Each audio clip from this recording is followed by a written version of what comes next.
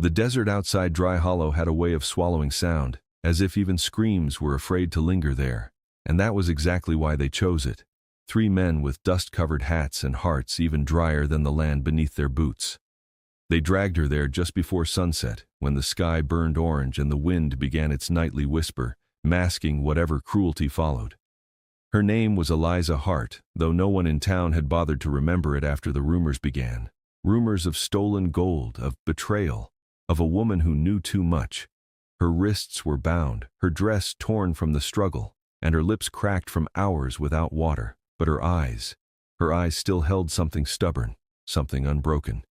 "No one will hear you out here," one of them muttered, as he kicked sand into the shallow pit they'd forced her to dig. She tried to speak, tried to tell them they were wrong, that the gold wasn't hers to steal because it had never been theirs to begin with, but her voice came out as a dry rasp swallowed by the wind. They didn't care. They shoved her down, the earth cold beneath her back despite the day's heat still clinging to the air, and began covering her with sand. Each shovelful felt like a sentence passed without trial, each grain pressing her closer to darkness. She screamed then, loud, desperate, a sound ripped from somewhere deep, but it faded too quickly, smothered under layers of dirt and the endless silence of the desert. By the time the last of the light slipped behind the hills, she was gone from sight, buried alive beneath the indifferent sky, her story reduced to a secret the desert would keep. Time lost meaning beneath the sand. Eliza couldn't tell if seconds or hours passed as the weight pressed down on her chest, stealing her breath inch by inch. The air was thin, suffocating, each inhale tasting of dust and despair, but she refused to let go. Somewhere in her fading consciousness, she clung to a single thought. This isn't the end.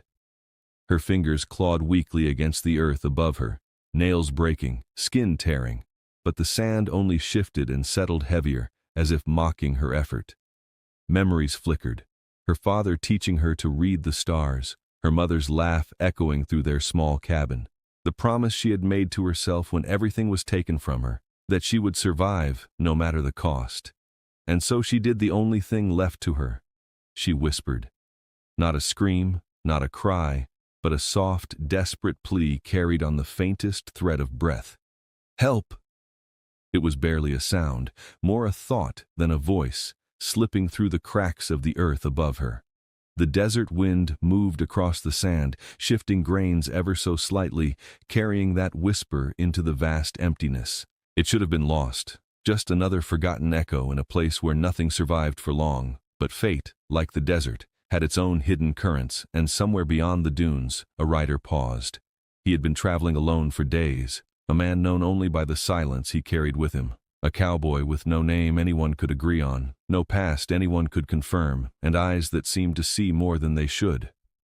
People in scattered towns spoke of him in low voices, not with fear, but with a kind of uneasy respect, as if they sensed he was something more than just another drifter. That evening, as his horse slowed against the rising wind, he felt it, a shift, a disturbance, something out of place in the otherwise endless quiet. He didn't hear a scream. He didn't see a sign. What reached him was far weaker than that, a whisper so faint it might have been imagined, brushing against his awareness like a ghost. Most men would have ignored it, chalked it up to the wind or their own tired minds, but he didn't move on. He tilted his head slightly, listening not with his ears, but with something deeper, something instinctive.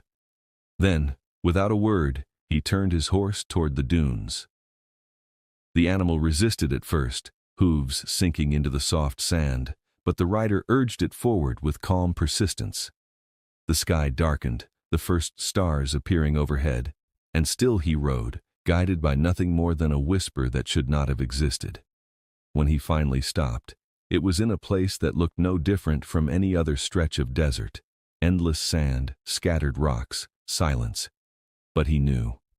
Slowly he dismounted, boots pressing into the ground as he walked forward, eyes scanning the surface until he saw it, a faint disturbance, a patch of sand just slightly uneven, as if the earth itself had been disturbed and then hastily smoothed over. He knelt down, placing his hand against the ground, and for a moment, everything went still. Then, barely there, he felt it, a vibration, a fragile pulse of life fighting to be heard. Without hesitation, he began to dig. The sand fought him with every movement, collapsing back into the hole as quickly as he pulled it away, but the silent cowboy didn't stop. His hands moved with urgency, fingers tearing through the loose earth, nails filling with grit, breath steady despite the growing strain. Time pressed against him like the weight above the buried girl. He knew it without needing to say it. Beneath him, life was slipping away. He dug faster, the rhythm of his movements relentless, until at last his hand broke through into a pocket of air, and then skin. Cold, fragile, barely there. He cleared more sand, revealing her face, pale and dust-covered, lips cracked, eyes closed as if she had already surrendered to the darkness. For a heartbeat, he simply looked at her, as though confirming she was real, that the whisper had not been some cruel trick of the desert. Then he pulled her free, lifting her from the grave meant to silence her forever. She didn't move at first, her body limp, her breathing so faint it was almost impossible to see. He pressed his ear close, listening, waiting, and there it was, a weak, stubborn heartbeat refusing to fade. Carefully, he laid her down on the cooler sand beside him, brushing dirt from her face, pouring the last of his water between her lips. Most of it spilled, but some reached her, enough to stir something deep within. Her chest rose shakily, a ragged breath clawing its way back into her lungs, followed by another, and then a soft, broken cough. Her eyes fluttered open, unfocused at first, then widening slightly as they found him, a shadow against the starlit sky, a man who had appeared where no one else had come. She tried to speak, but no sound came. He didn't ask questions. He didn't offer comfort in words. He simply stayed, his presence steady, unshaken, as if that alone was enough to anchor her back to life. When she could finally form words, they came out in fragments, each one carrying pieces of the truth that had nearly been buried with her. "They said I stole it. Gold. But it wasn't." Her voice trembled, not from fear, but from exhaustion, from the weight of everything she had endured. The cowboy listened, his expression unreadable, but his eyes sharpened with each broken sentence. She spoke of the 3 men, of the lies spread through Dry Hollow, of the hidden ledger she had found, proof that the town's own sheriff had been siphoning gold from passing shipments, blaming it on travelers, on anyone who couldn't fight back. Eliza had been one of those people, until she found the truth, and for that, they had tried to erase her.